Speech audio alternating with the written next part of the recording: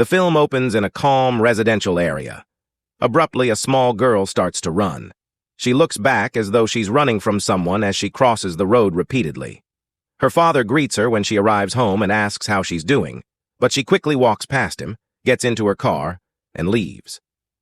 She drives for hours at a time, looking back occasionally as though someone is pursuing her.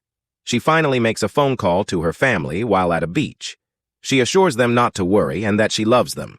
She waits on the beach after the call. She is discovered dead at the same beach the following morning. A violent assault caused her leg to twist. Another suburban area enters the frame. A young girl named Jay is having a swim in the backyard pool. Jay doesn't look interested in the movie her friends are watching inside because she has a date to prepare for. She meets up with her date in the evening, Hugh, at the movie theater while they wait for the performance to begin. At the doorway, Hugh notices a strange woman wearing a yellow outfit. Jay declines his request to see the woman when he asks her swiftly. Hugh requests to go as he begins to feel uneasy. Hugh Simp explains that he isn't feeling well after their date when Jay asks why. Hugh's desire to begin a romantic relationship is something Jay enthusiastically discusses with her friends. That evening, they go out once more and converse while eating at a restaurant. Later, a mysterious stranger approaches them slowly. At a remote location, they share a passionate moment in Hugh's vehicle. Abruptly, Hugh attacks Jay from behind, using chloroform to knock her unconscious. She wakes up in an abandoned parking lot strapped to a wheelchair. Hugh apologizes and explains that he was once in a relationship with a female who carried the curse, which is why he is being followed by an enigmatic force. He asserts that close physical touch is the only method to spread the curse. He also cautions that it is impossible to determine whether the creature is real because it could manifest in any way.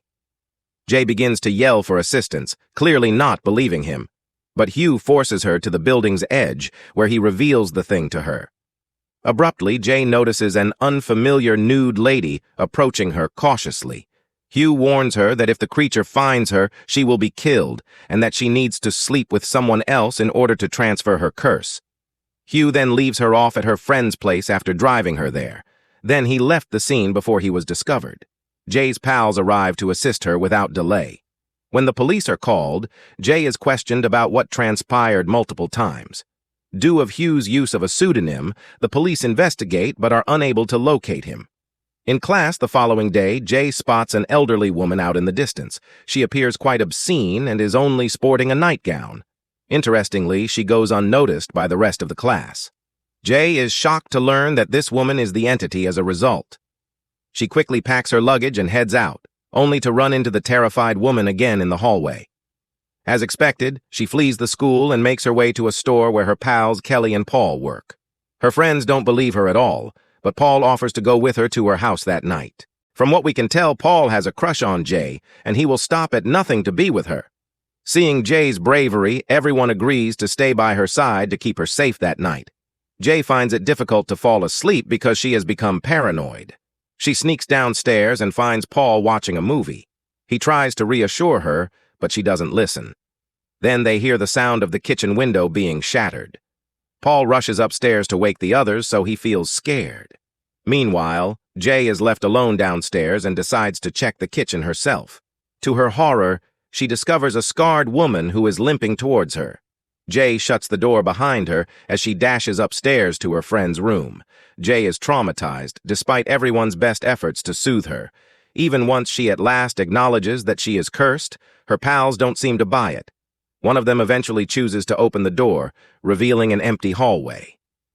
Jay is relieved at first, believing it to be a delusion, but then a frighteningly tall figure appears from behind her buddy. In the next scene, she shouts and runs out the bedroom window to the balcony. Jay takes her bike to a nearby park where her pals follow in an attempt to console her. As Jay starts to feel suspicious, the group resolves to track down Hugh in order to obtain more information later.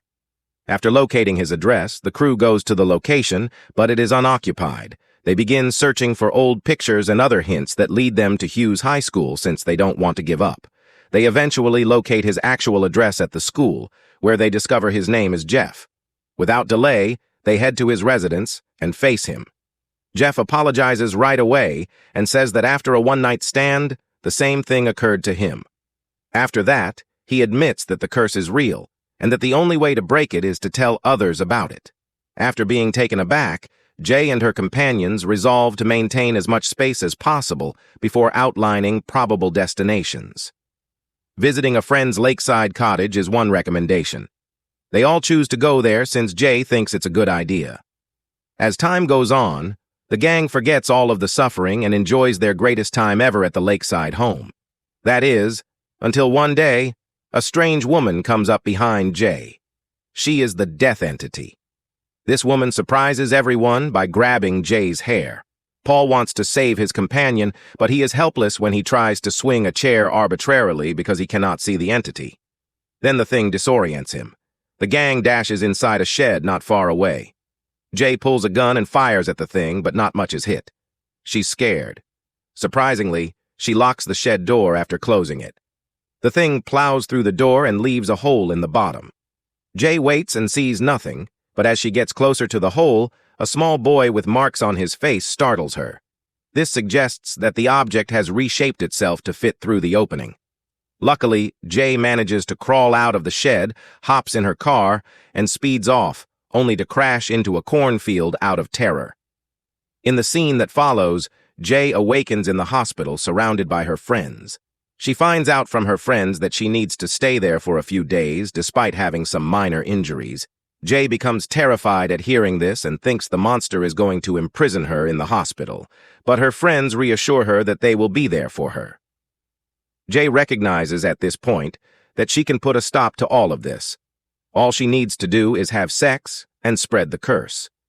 Thankfully, Greg consents to accompany her since he still rejects the curse and wants her to feel normal.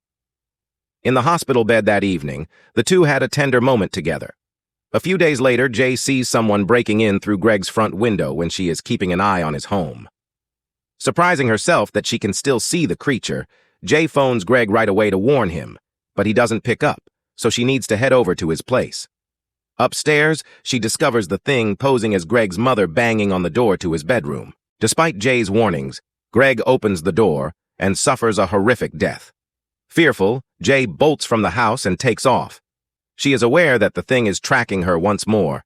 She flees to a beach as far away as she can since she is scared and stunned by what she just seen.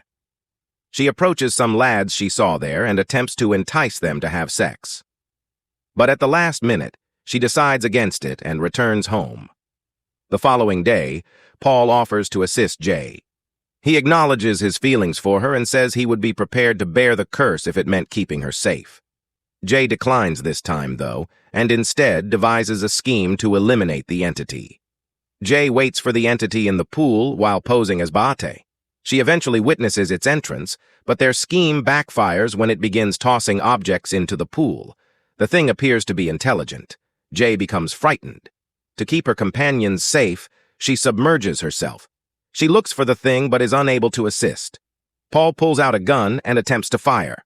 Paul is able to shoot the creature after one buddy covers it with a blanket while it is being guided by Jay and unintentionally hits a friend's leg. The object tumbles into the pool. They believe they've won, so Jay swims to safety, only to have the pool explode in crimson water. Their scheme backfires. The thing has vanished. Jay understands that it is unkillable. She decides otherwise and goes to bed with Paul. He is also subject to the curse. Paul searches for someone to give the curse to in the end. He pauses to speak with the two women he notices.